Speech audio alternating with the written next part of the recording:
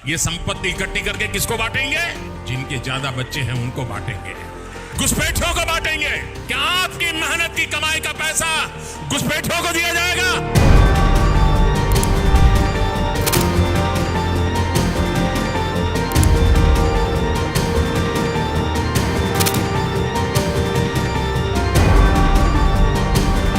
मोदी अगर तीसरी दफा मुंतखब हो जाता है तो तीसरी दफा हिंदुस्तान का हर शहर जहां मुसलमान आबाद हैं उसका मंजर गजा वाला होगा।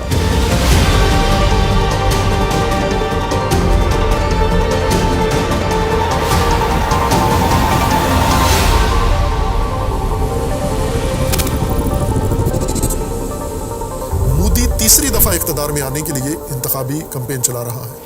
उसने जो 2 दिन पहले हर्जासराई की है मुसलमानों के खिलाफ, बहुत खौफनाक हद तक। चूंकि मोदी 2 दफा पहले इलेक्शन जीत चुका है, ये वज़ीर आला रहा है रियासत गुजरात का, और वहां पर इसने अहमदाबाद में मुसलमानों का कत्लेआम किया, जिंदा जलाकर, आग लगाकर। मुसलमानों के घरों को आग लगवाई, मुसलमानों की ट्रेनों को, गाड़ियों को आग लगाई, बाजारों में पकड़ पकड़ के जिंदा जलाए। इसी वजह से इसको कस्साब कहा है। हमारे साबिका वज़ीर ख़ारजा बिलावल भुट्टो साहिब ने भी इसको कहा था कि ये गुजरात का कस्साब है। सारी दुनिया मानती है। और इसी जुल्म पर जब मोदी गुजरात का वज़ीर आला था, अमेरिका में ये ब्लैक लिस्ट था, अमेरिका में इसके दाखिले पर पाबंदी थी कि ये इंसान कुछ कसाई अमेरिका नहीं आ सकता।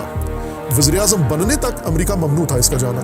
फिर ये वज़ीर आज़म बना और इसने इंतखाब जीता। सिर्फ एक एजेंडे पर, इसने एक नुक्ते पर इंतखाब जीता, और वो ये कि ये मुसलमानों को ख़त्म करेगा हिंदुस्तान से और हिंदू मज़हब को तरवीज करेगा। फिर इसने उस पहले दौर में अपने हुकूमत में जो तबाही कर सकता था की इसने, और फिर दूसरा दौर हुकूमत इसका आया। फिर इसने इंतखाबात जीता, पहले से ज़्यादा अक्सरियत लेकर, और पहले से ज़्यादा इस्लाम दुश्मनी और मुसलमान कुशी इसने शुरू की। अब तीसरी दफ़ा ये जीतना चाहता है, तो अब भी इसने अपना शिआर बुनियादी यही रखा है कि मुसलमान कुशी और मुसलमानों का सफाया हिंदुस्तान से।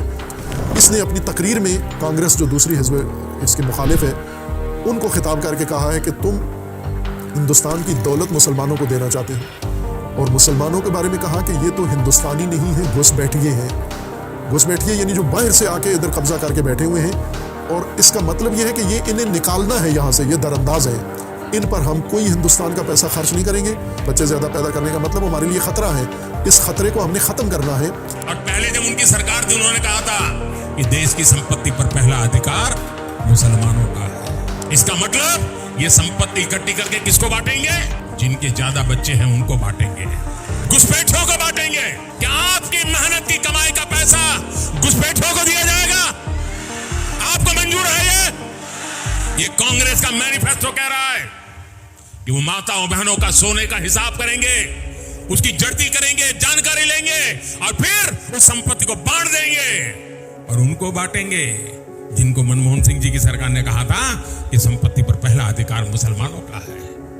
भाइयों बहनों, ये अर्बन नक्सल की सोच, मेरी माताओं बहनों, ये आपका मंगलसूत्र भी बचने नहीं देंगे, यहां तक जाएंगे। मैं कहता हूं ये बहुत खौफनाक बयान है उसका।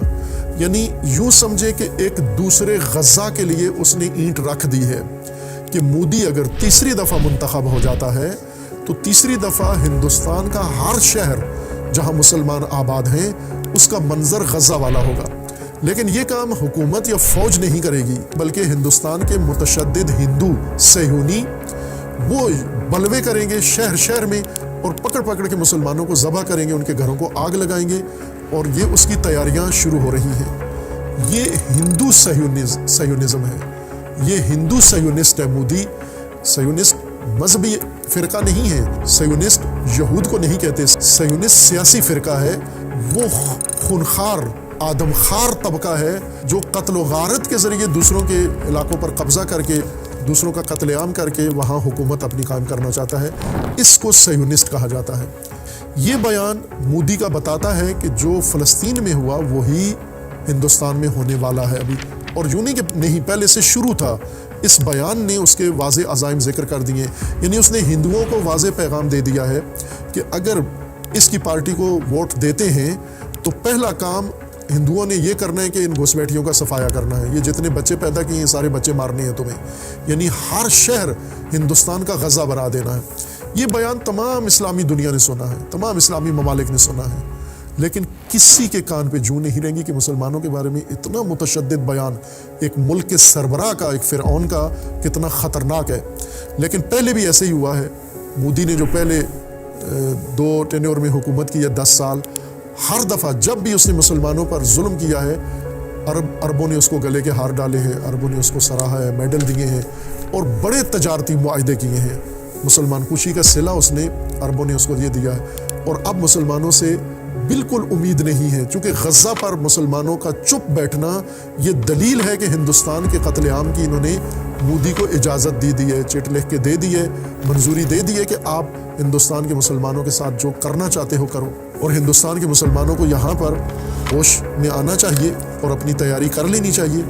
مسلمان ہندوستان کے فلسطین سے سبق لیں، فلسطین سے سیکھیں کہ آج دیکھیں فلسطینیوں کو ذبح کیا جا رہا ہے، شہر مسمار کیے جا رہے ہیں، لیکن وہ اپنا شہر چھوڑنے کے لیے تیار نہیں ہے۔ ہندوستان کے مسلمان کم نہیں ہیں، سارے فلسطینی ملا کے جو ابھی اسرائیل کے اندر ہیں، فلسطین کے اندر ہیں، سارے فلسطینی ملا کے 20 لاکھ ہیں، اور مسلمان کتنے ہیں؟ 25 کروڑ مسلمان ہندوستان کے اندر رہتے ہیں، مختلف ریاستوں کے اندر۔ بہت سارے اسلامی ممالک کی جمعیت ملا کے بھی اتنی نہیں بنتی، ہندوستان میں اتنے مسلمان ہیں۔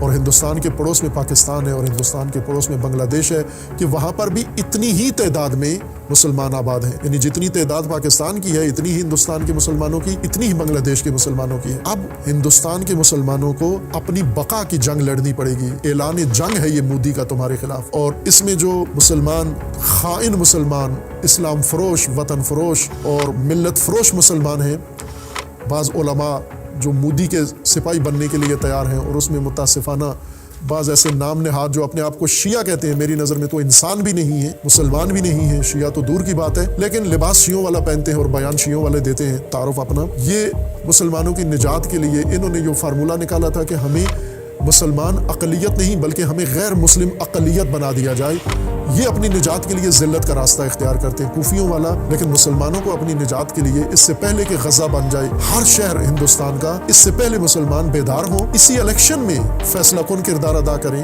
اسی الیکشن میں مل کر اتفاق کے ساتھ ایک قدم اٹھائیں، تاکہ مودی اس اقتدار تک نہ پہنچے، اور پھر آگے بڑھ کر اس کو ایک اپنی اسٹریٹجی بنائیں اور اپنی نسلوں کی حفاظت کے لیے، اس بقا کے لیے اپنا اہتمام کریں۔ یہ نہ ہو کہ کل ان کا حال غزہ والا ہو، اور پھر عالمی دنیا سے آپ اور عالمی برادری اور مسلمان برادری سے امیدیں لگا کے بیٹھے رہیں۔ آج دیکھ لیں غزہ پر کوئی بھی، نہ اسلامی برادری، نہ عالمی برادری، نہ مسلمان برادری، نہ غیر مسلمان برادری، کوئی بھی نہیں بول رہا، بلکہ خود ہندوستان والے بھی نہیں بول رہے، ہندوستان کے مسلمان بھی نہیں بول رہے، آپ کے لیے بھی کوئی نہیں بولے گا۔ آپ کو خود اپنے لیے اب وقت ہے، اس سے پہلے کہ یہ خونی جانور یہ اقتدار میں آ کر آپ کا قتل عام کرے، گھس بیٹھیوں کو نکالنا شروع کرے، اس سے پہلے آپ اپنی بقا کے لیے جو انتظام کرنا ہے وہ کریں۔